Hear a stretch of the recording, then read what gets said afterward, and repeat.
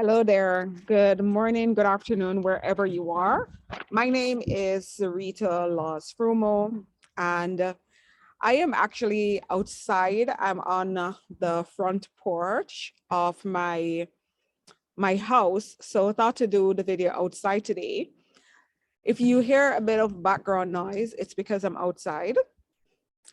But today we're gonna look at the second half of chapter 2. So this is day 3 of our Think and Grow Rich series. Okay, we're looking at this book and we're going through. And today I want to talk about a very specific case that was in chapter 2, which had to do with Napoleon's Hill son, Blair. So it's his own son, and he basically wrote about his son he used like a half of the chapter to talk about this specific experience with his son, because he himself personally had this experience with a burning desire. So this is the first step towards riches, and it's on desire. So 3 main points about Blair. Okay, that's a car. 3 main points. 1, his son was born a deaf mute. 2, and the doctor said that he would remain this way for life. The second point to note is that Napoleon Hill made a decision that this would not be so, and that his son would hear and speak. So he already decided, decision making is crucial when you're going after the thing that you want. You have to decide, and it has to be a firm decision. The third point to note is that his son did go on to become a successful businessman and a very brave human being at that. So once you're able to transmute desire to become a success, you actually develop this sense of bravery and confidence in what you're doing. And I love this story. For that reason, I really, really love the story. I think it's a great way to end the chapter. 3 principles that came out that added to the burning desire, really supported it, was 1, persistence. Persistence, again, because when you look at the thing that you want, it might appear that it's not coming, but you have to persist, because you will always be met up with temporary defeat. The second thing was imagination, because Napoleon would also speak to his son, and he would tell him stories and evoke in him how his life would be. So even though he had this handicap, so to speak, he let him know that it was because of the handicap that you were gonna, become more successful in life. So it's not that he ignored his son's physical or lack of physical attributes, but he used that to motivate and to inspire him. And he used the element or the power of imagination in this regard. The third point is that of faith. Now, this quote that was in the book, he said, desire knows no such word as impossible. And remember, we said that on the other side of fear, it's faith.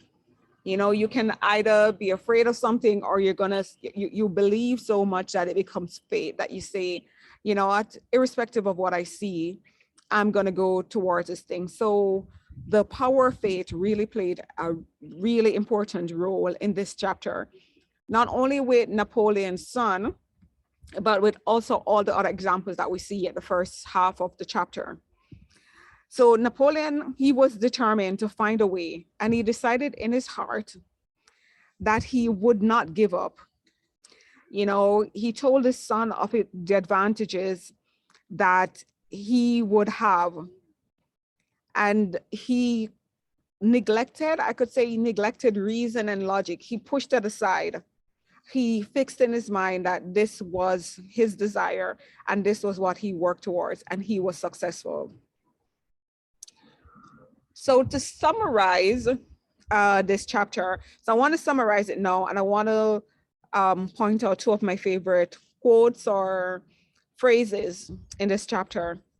The summary is, regardless of where we are in life and the experiences that we're having, the desire to live, the desire for more, and the desire to succeed and achieve our definite purpose in life is what will drive us and push us to go for what most people won't go for. And most people they don't want to confront the thing. They don't want to take the chance on life. They want to live comfortable. And when you're going after your burning desire, it's normally linked to purpose, because you want more, you want to do more, you want to be more, you want to have more. So whatever your reason is, this chapter is really powerful when it comes to that. So do have a look at this chapter. The quote that I have here, right, that I really love, it's like, so the first quote is not in the book, but I remember some time ago, my mentor, Bob Proctor, he said, imagine if you were on this earth, on planet Earth, to do just one thing, right? And your sole purpose for being born was to do this one thing. And yet you did several other things and neglected to do this one thing. And at the end, what will happen is like you had somehow failed. And this is really, really strong, a really, really strong saying. And I know it can be tough to hear, and that's okay. Our journeys are not all the same, and sometimes it can be slower, sometimes it can be faster. But we can use handicaps as stepping stones. And the only way we fail is if we accept obstacles that are in the way, and then it becomes defeat. I think everyone should go after a burning desire. It makes life a lot more interesting. It brings meaning to life, right? It brings so much more meaning to life. And I think that would be like awesome. So, okay, the quote that is in the book that I want to share, let me just find it here, or this phrase, it's on page 63. It says, in all my experience in dealing with men and women who had personal problems, I never handled a single case which more definitely demonstrates the power of desire. Authors sometimes make the mistake of writing of subjects of which they have but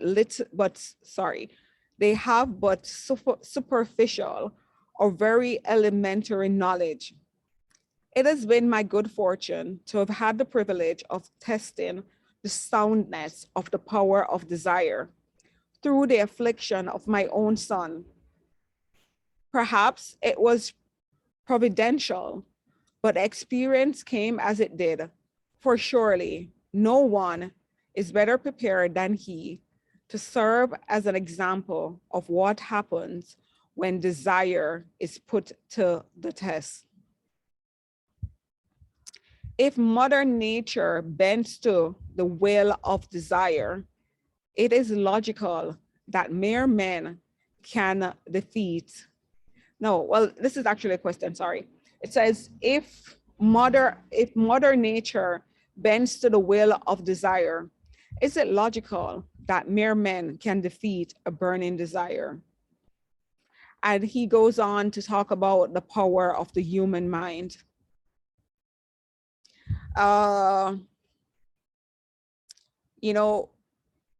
Bob and a lot of the teachers that we study at PGI, they really believe in the power of the human mind. they believe that you and I are so much greater than we know. We have no idea. Bob used to say this all the time. You know, you have no idea what you're capable of. We have no idea of the things that we can imagine with our minds. I have no idea what I'm capable of. And it's maybe the same for you. You have no idea of what you're capable of. So why not just see today what is possible for you? So that's my review of this chapter for today. So we're finished now with the second chapter, and we're going to be moving on to the third chapter in my next video. Have yourselves a lovely day, and I will see you.